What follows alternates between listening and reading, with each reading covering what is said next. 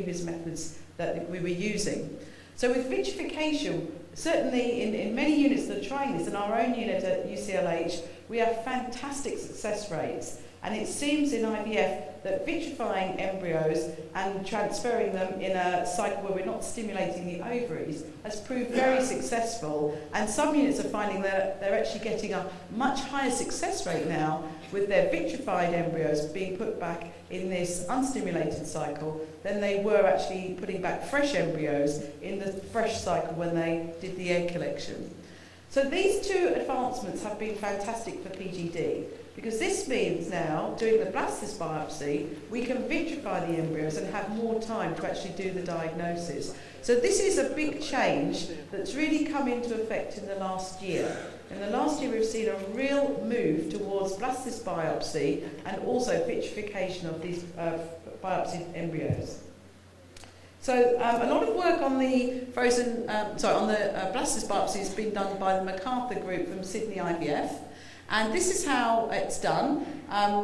You have to make a hole in the zona pellucida, and from this hole, some of the cells will herniate from the embryo. You can either make the hole on day 3 or on day 5, and the cells will naturally just herniate as the blastocyst expands. The trophectoderm cells herniate out from this, and then you can just aspirate these cells. Now I've got a video, it does play on this computer but it doesn't project.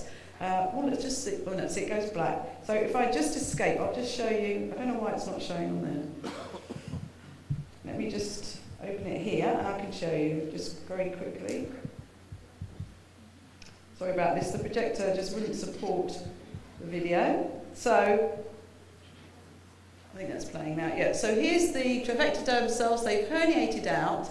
And this little red dot here is the laser. So as we suck up some of these trophectoderm cells, the laser will just give a few short bursts just to release these cells from the rest of the embryo.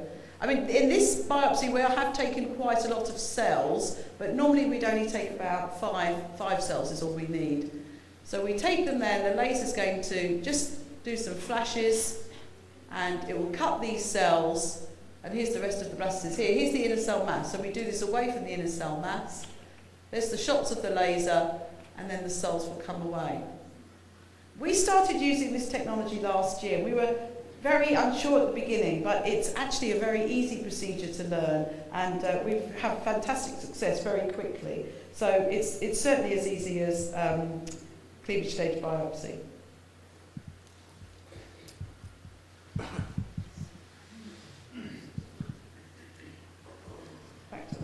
Sorry about that, technology.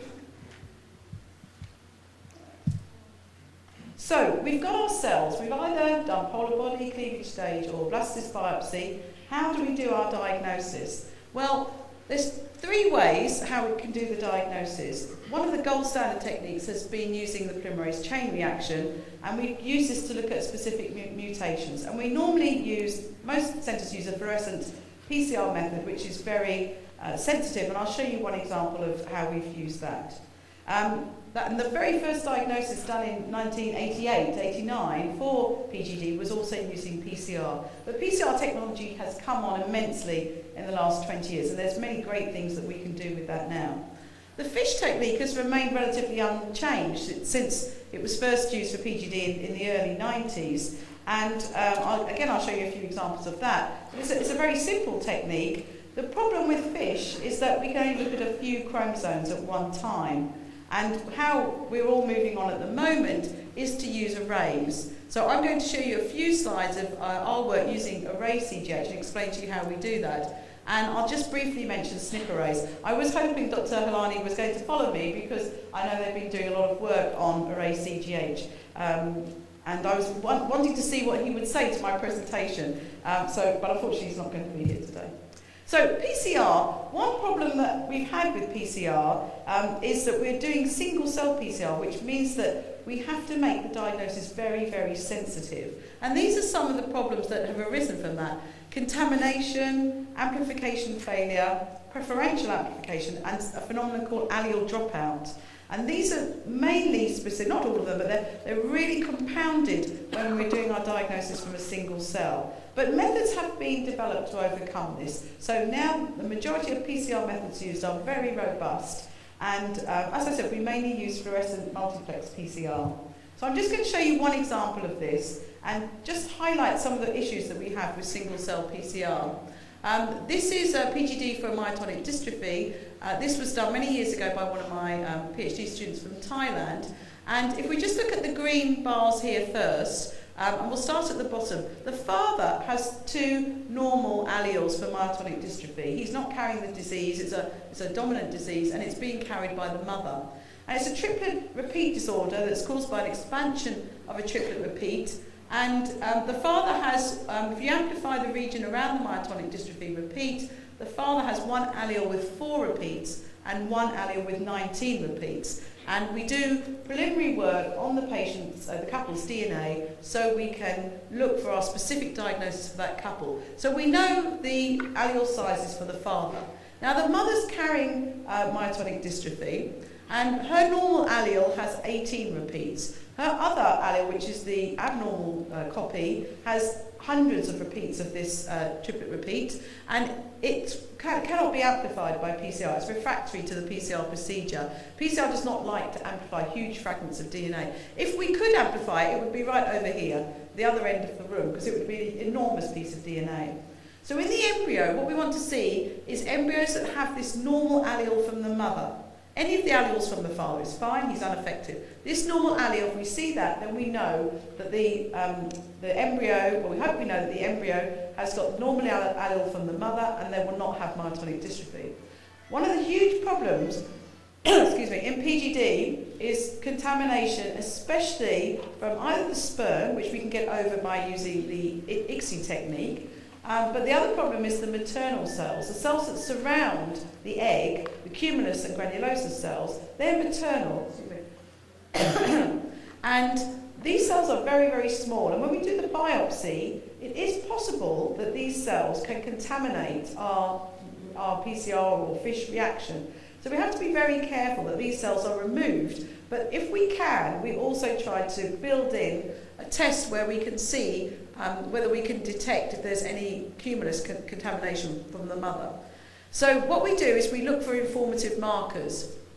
And these are what these blue lines are. These are testing the mother's and father's DNA. These are informative markers where they've got different alleles for the mother and the father.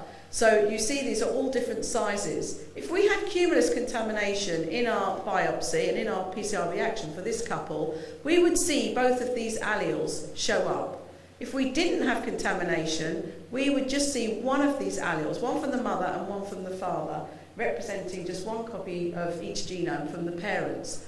So we want to be sure, because if we have cumulus contamination, we would still get this normal allele in our reaction. So this really is essential, especially when we're doing a diagnosis in this sort of scenario. Okay, let's move on to FISH. As I've said, there are some problems with FISH. We're limited by the numbers of probes that we can use. So the trouble is here, we cannot look at all of the chromosomes within the embryo, and this is problematic. And also, we did a lot of work in the late 90s, early 2000s, to show that interface FISH, which is what we're doing for PGD, is not as accurate as metaphase FISH. So we never see 100% diploid signals in a diploid sample. So this obviously leads to problems. Excuse me. So I'm just going to show you a few examples of how we do PGD. This is a Robertsonian translocation between chromosome 21 and 13. So here we've used 2 copies of different probes, different regions for chromosome 21. And this is just because obviously we want to be really sure about our trisomy 21 in this couple. Sorry. Too long on an aeroplane. If we have trisomy 21, we really want to be sure that we're seeing 3 signals. So we just use 1 probe here for chromosome 13. So this is a normal cell. It's got 21, 21, 13 and 13. And then this one, there's just 1 copy of each. 1 21 here and 1 13. So we would not transfer the embryo where this cell came from. Now, aneuploidy screening, the aim is to look at as many chromosomes as possible. So various companies have developed probes. These are 2 different probe combinations where they've looked at 5 probes in each different batch. The trouble here is that 2 of the probes are blue. So in the last slide where we had counterstained the nucleus of the cell blue with a DAPI stain, we cannot do this in this fish because this will interfere with the blue colours of the probes. So this actually makes it quite difficult to do the analysis. But this one here, you can see there's 3 green signals, and this is for 21. So that's a trisomy 21 cell. Now, oh, thank you. Thanks.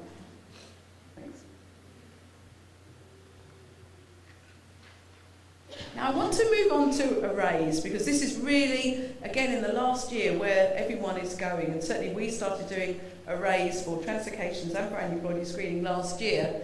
And before we can do an array, we need to amplify the genome. We've only got 1 copy of the genome. You can't just take that DNA and run it on an array. So you have to do whole genome amplification. And whole genome amplification in PGD has been used to randomly amplify the genome and then directly do some molecular tests. So that is done in some situations. But we can also use that DNA and put it on an array. And there's several methods, I won't go through them, but they're just there for you to use, to see. And people are still working out with different array platforms. It seems that different amplification methods are better. So there's a lot of work being done at the moment on whole genome amplification. Now, if you want to learn more about arrays and PGD, myself and Gary Harton published a review last year in Fertility and Sterility, and it's called The Use of Arrays in PGD and PGS. And this figure was created by 2 of my PhD students, and this figure is in this paper, and we discussed this. So whether we've done biopsy of trivectoderm or cleavage stage or polar bodies, what we want to do for PGD is do the whole genome amplification, and then we label the control DNA in red, the biopsied cells in green with a fluorescent label, and then we combine them and co-hybridize them. Now, I've left this metaphase CGH in this slide because some of you may have heard there's been a lot of work on embryos using metaphase CGH, and array CGH, really, they're very similar. The only difference is the platform that's used. In array CGH, the platform that's used is an array with either BACs or oligo pieces of DNA on that the cells will bind to, and then depending whether they're equal in number or in excess or less of that area, the computer will analyse whether these dots are equal or excess or less. And metaphase CGH is exactly the same, except instead of these array chips, we use metaphase spreads, and then the computer analyses each chromosome. It scans each chromosome and again decides whether it's equal, whether there's a monosomy or whether there's a trisomy. So exactly the same theory, but metaphase CGH is much more complicated to do, and it also takes about a week to do the procedure and then analyse the results. Now, if we're vitrifying the embryos, that may not be a problem, but everyone now is moving on to array CGH, and metaphase CGH was only applied clinically routinely by Leander Wilton's group in Melbourne, but the arrays now are being used by many, many people all over the world. So array CGH, it measures DNA copy number changes and maps these directly onto the genome sequence. So it's only detecting aneuploidy, which is different than the SNP arrays. We have about 1 megabase resolution, and it's, as I said, being used. It's quick, and now it is relatively cheap. It never used to be cheap, but it is relatively cheap now. We've done a lot of work to validate the array in our own lab. This is a cell line we used that was trisomy 10, and we did a huge number of single cells. As you can see, it's quite clear. Here's the chromosome numbers, and you can see if it's above the line, there's an extra copy, and if it's below the line, then there's a missing copy in the cell we're analysing. So these arrays have really come on leaps and bounds in the last few years.